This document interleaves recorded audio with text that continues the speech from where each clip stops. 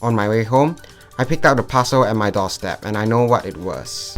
Inside the box we have the Poco X3 PRO, and today we'll be comparing the Poco X3 PRO against the Poco X3 NFC. But before that, let's quickly unbox the Poco X3 PRO. The Poco X3 PRO is the successor to the Poco X3 NFC, but having launched it they are 6 months apart. There are quite a lot of similarities between the devices, but there are also some key differences between each device. Today we'll be discussing the differences with cyber reviews. Firstly, let's unbox the Poco X3 PRO. The box is really well done, it is sealed right now, and there's no way I can tell that this is not a flagship. Seriously, the box is really well done. It's like they put in quite a lot of effort into sealing the box also. The box is based on Poco colors, which is black and of course yellow, and right now the back of the box is all yellow, and we'll be taking that apart and see what's inside the box. The box was fairly hard to lift off, and after about 1.5 minutes of trying to unbox this, we finally got it out. We are greeted by a welcome to the Poco family welcome card, and let's have a quick read about what it has to offer. The back is just a Poco logo. The English on the welcome card is very questionable. You have onboarded the Poco's mission. Onboarded? Maybe they should really spend a bit of time to fix up the English on their welcome card.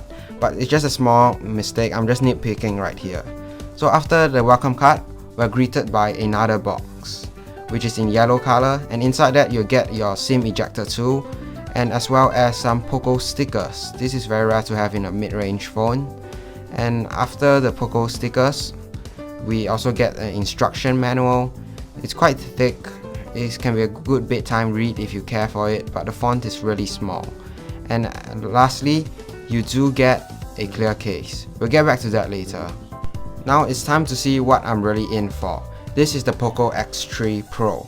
This mid-range phone with a kind of flagship processor is gonna be put to the test with the next few days of me testing. Okay, under the phone we also get a 33-watt fast charger brick, as well as a cable. So this supports 33 watts of fast charging. It should get the phone recharged from 0 to 100% in about 1 hour. We'll test that out soon. Okay, now it's time to turn on the Poco X3 PRO for the first time. A few days later, me and Cyber Reviews from Ghana has decided to collaborate on a Poco X3 NFC versus a Poco X3 PRO video. Here's the Poco X3 NFC and I have the Poco X3 PRO, and today we'll discuss the key features, the key differences between the two devices and how similar they are in reality. Without further ado, let's get Cyber Reviews on board. So over here I have the Poco X3 PRO, and over there at Cyber Reviews I have the Poco X3 NFC. And let's see what are the differences between the two devices. They look very similar, right? I mean, can you tell the difference? Not at all. I mean, on the outside, the two phones look almost the same, apart from the fact that I think your phone, which is the X3 PRO, has a two-tone finish, but the dimensions and everything else is just about the same. The camera bar, the bezels, the things you have at the bottom of the screen being a USB-C port, a speaker, 3.5mm earphone jack, all this. Both have about the same type of screen. It's an IPS LCD. It has a 1080p resolution, and it has 120Hz, which is really smooth. Do you think 120Hz? Very smooth. Yeah, it's a real game changer. For those of you who haven't tried a 120Hz screen, I will pay to see your reaction when you try it. That's for the iPhone users, eh? The iPhone users, they're stuck on 60Hz. Yeah, 60Hz. So over here at the Poco X3 PRO, I have the Corning Gorilla Glass 6. Okay, and here we have the Corning Gorilla Glass 5 on the Poco X3 NFC. So you have better, scratch resistance and drop resistance in case you are clumsy and you drop your device. This is my daily driver, so I'm not going to attempt to drop it at all. In real life differences, the two types of displays, the two types of glass, you can't really tell the difference. Okay, moving on to the platform.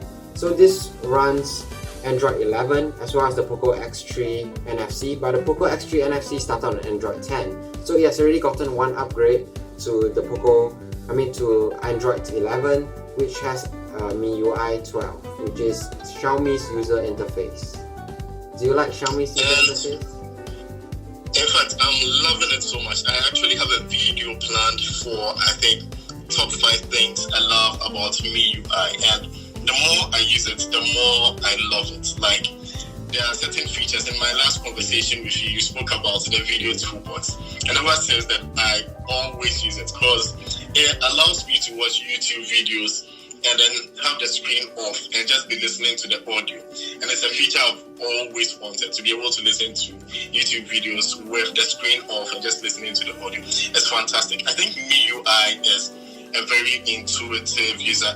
So both have great displays. It has a small little hole punch at the top, which makes the viewing experience very immersive. Now the other part of having a good display is the smoothness of the 120Hz. And that can be more apparent with a good chipset.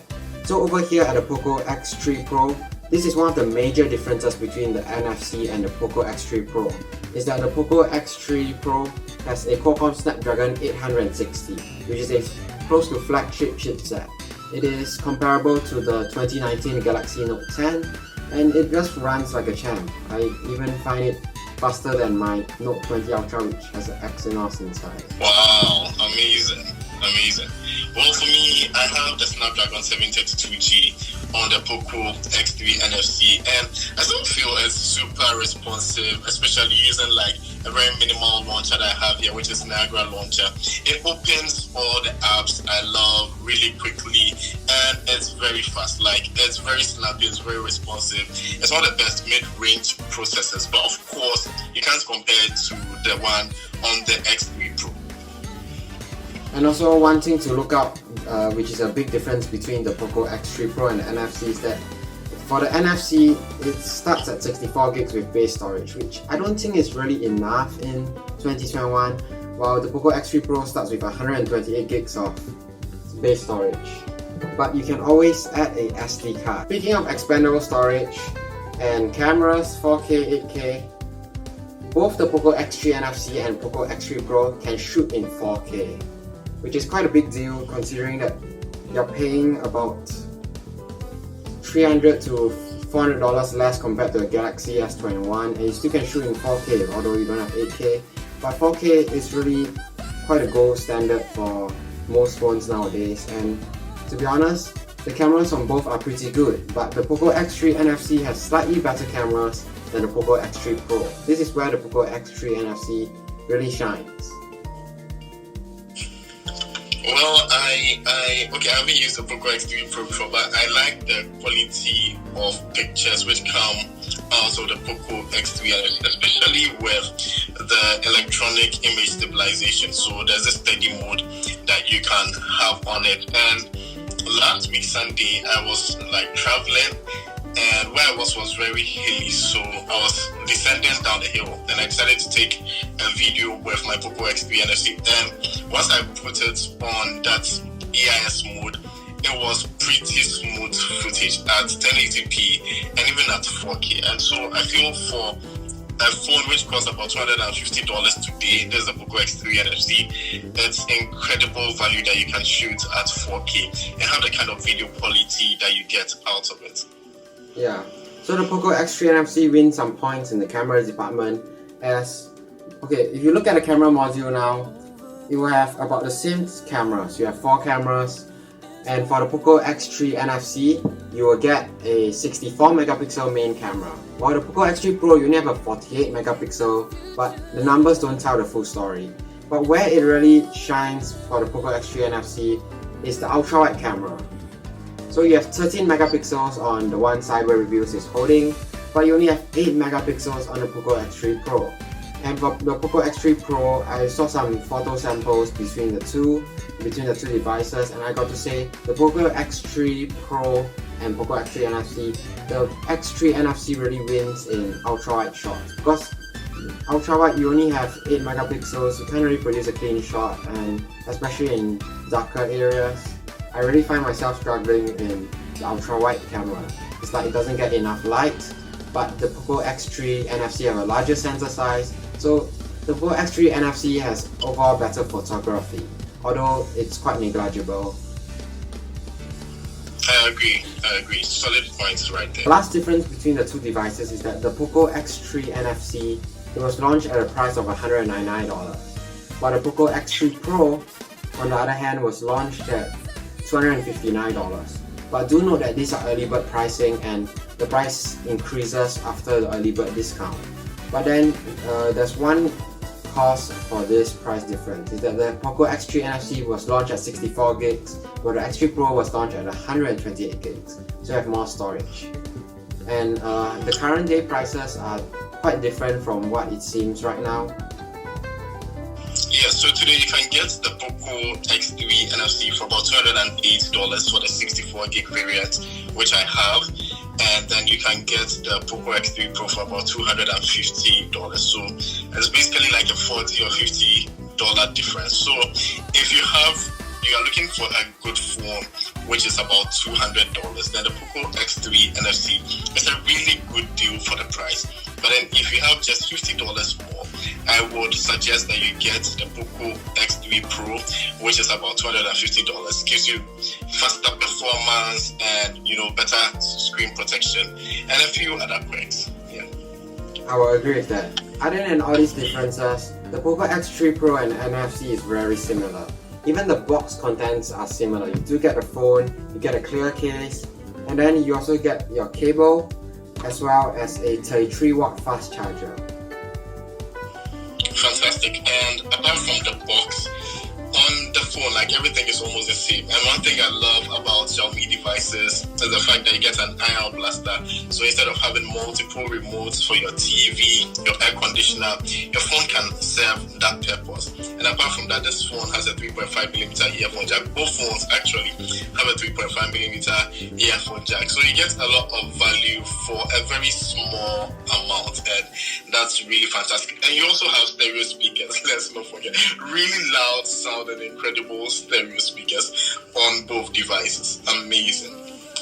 Yeah, I agree. And you also get some rare features on a budget smartphone. You do get IP53 splash resistance. And you also get, the 120Hz it should really get a lot of credit. You can't find a 120Hz screen on a phone price like that. If there is other trade-offs, with other trade-offs.